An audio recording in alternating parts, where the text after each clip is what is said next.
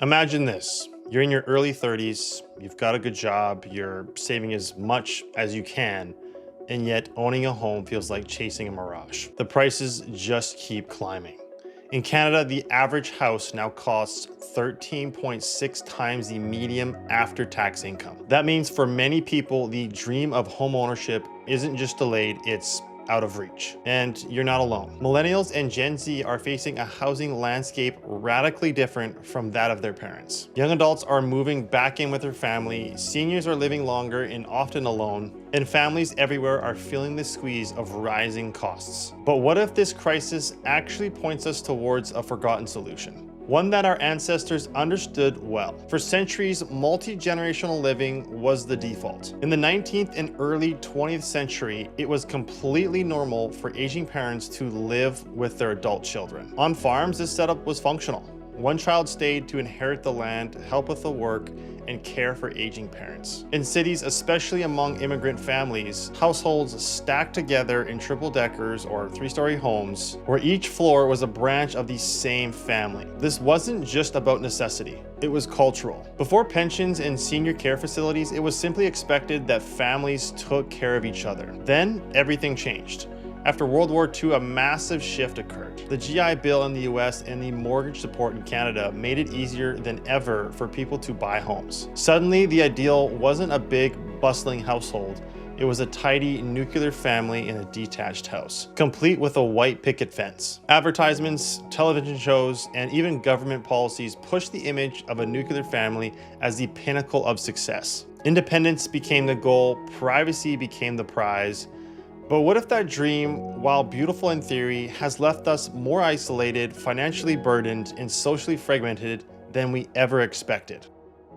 Fast forward to the present, the numbers are staggering. In Canada, from 1994 to 2024, the home prices rose 133%, but income only increased by about 36%. The result? A whole generation priced out of the market. And rent isn't much better. Vacancy rates are still record lows. In household debt, it's ballooned. In 1980, Canadian households owed about 66 cents per every dollar of disposable income. By 2020, that figure has jumped to $1.77. But it's not about the money, it's about the people.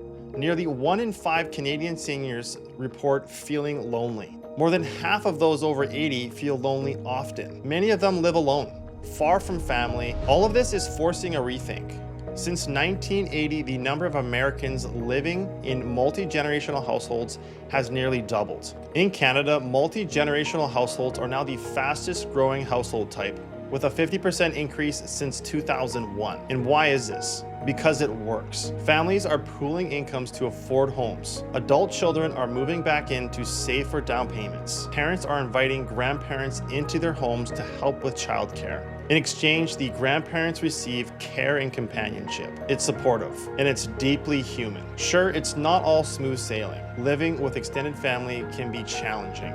There are clashes over space, lifestyle, and boundaries. Homes often need to be renovated or expanded, but survey shows that once families sort out their roles, sort out the routines, most find that the pros far outweigh the cons. In addition, city and policymakers are taking notice. Zoning laws are being revised to allow for duplexes, in-law suites, and laneway homes. New federal programs in Canada are helping homeowners add secondary suites to existing properties, and architects are designing homes with flexible floor plans, separate entrances, private kitchens, and shared common areas. Co-housing communities are springing up, where unrelated families live separately but collaborate on shared gardens, kitchens, and recreational space. And the message is clear. Housing is starting to reflect the reality that many families already live.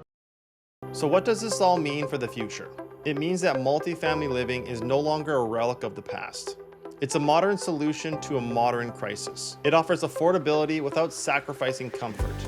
It provides companionship without compromising independence. It turns the home back into what it used to be, a place of shared lives, mutual aid, and intergenerational support. The idea of a nuclear family in a detached home still has value, but it shouldn't be the only option. Today, the fast-growing household type in Canada isn't the single-family home. It's the multi-generational one, and for good reason. A home with multiple generations under one roof can ease financial strain. It can offer free childcare. It can delay the need for elderly care facilities. And the big one, it can even combat loneliness, a pandemic of isolation, just as real, but far less talked about. We're not facing a housing crisis. We're facing a community crisis. And the solution may not lie in building more walls between us, but in breaking them down.